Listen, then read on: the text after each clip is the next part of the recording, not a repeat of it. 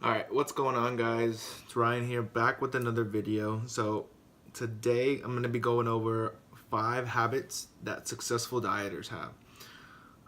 But first, if you're enjoying the videos, enjoying the content, go ahead and click subscribe. And if you like the video at the end, go ahead and give me a like as well. But other than that, let's go ahead and get into it. So the first habit that successful dieters have is they look at things in the long term, okay? So looking at things in the long term is going to be a lot more beneficial, especially because they can see what the process has for them, and they could go through it and be patient the whole time, right? So they don't do anything drastic. They know that the diet and the exercise is what's going to ultimately get them to their goal and keep them at their goal.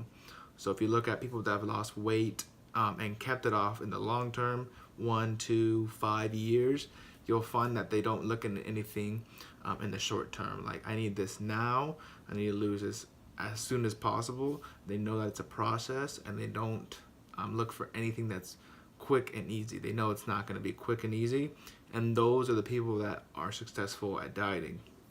The second thing that successful dieters do, they don't do quick fixes, and this goes along with the first one. So they don't do anything quick. They don't do any kind of a tea or a 1,000-calorie diet a day. They don't do any kind of just protein shakes, anything drastic like that. They don't do these things, okay? Because I know that those things are not sustainable. I personally have never really tried any kind of drastic diet, but I can tell you just from experience working with clients that that stuff does not work in the long term. They end up going back to their old habits and gaining the weight back or gaining more back. So you want to look at things in the long term and don't do anything that's gonna just get the weight off right now, okay? So the third thing that successful dieters do is they prepare. So this has to do with a lot of things. So the first thing is with diet, okay? So if you're someone that works a lot, you know you're gonna be out on the road or you're gonna be busy for, let's say you work a 10-hour day or you worked overtime 14 hours.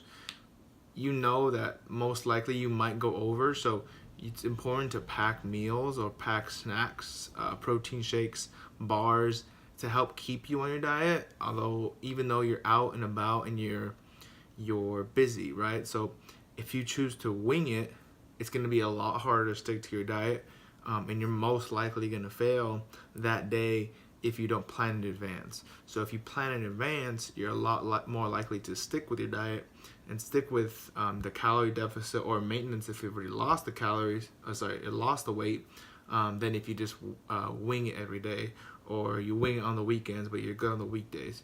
So that's something that I always find successful dieters do. They plan ahead, and this would go along with exercise, knowing that you see how your week's kind of set up and you get your workouts in when you can. So if you don't have a steady schedule, you'll work out and you want to work out 3 times a week, you'll get those 3 workouts in no matter what, okay?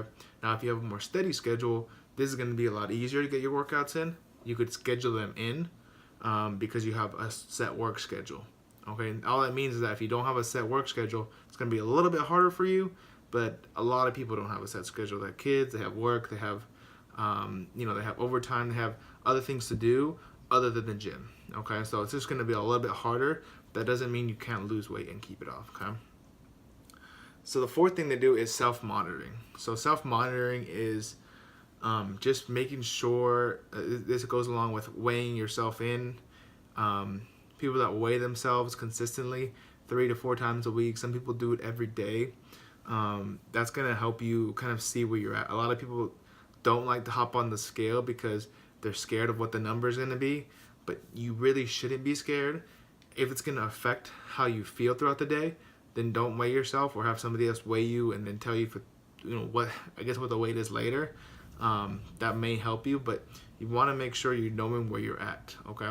Now, you can use a mirror and you can use measurements, like say every 2 weeks or every month, but the scale, it's pretty accurate. If you're overweight or obese, you want the trend to be going down. Not to say you're going to lose weight every day, or lose body fat consistently. It's going to fluctuate. It's not going to be the same. But it should be going down, the averages week by week, okay?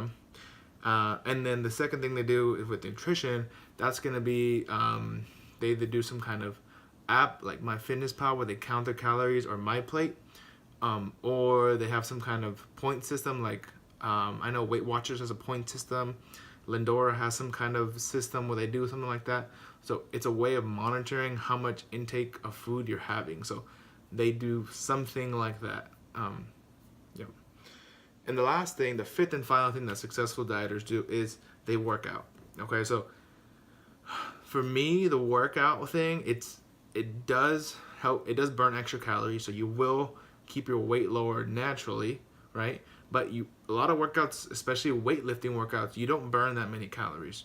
Now, let's say like a leg day, you might burn more than an upper body day. A lower body day, you might burn more than an upper body day. But the calories aren't really what I think this is something that successful dieters do, is because of the mental aspect. So if you, let's say you get up in the morning, you work out, and then you go to work, the rest of the day is more likely to be a successful day because you already worked out. So just to recap here, the 5 things that successful dieters do, they look at things in the long term. They don't do quick fixes. They prepare in advance. They self-monitor. And they work out. Okay? So that's it for today, guys. If you have any questions, go ahead and leave it in the description box below. If you want to email me, if you have questions about your own diet or workout plan, I'll happily help you out. I'm gonna leave my email in the description box. Like I said earlier, if you like the video, go ahead and give it a like. And if you want to subscribe, feel free to subscribe for more content like this. If you guys want me to do more vlogging, or you guys want me to do some more exercise tutorials, or things about nutrition, I'm thinking about doing some kind of cooking with Ryan. But other than that, guys, I'll see you guys in the next video.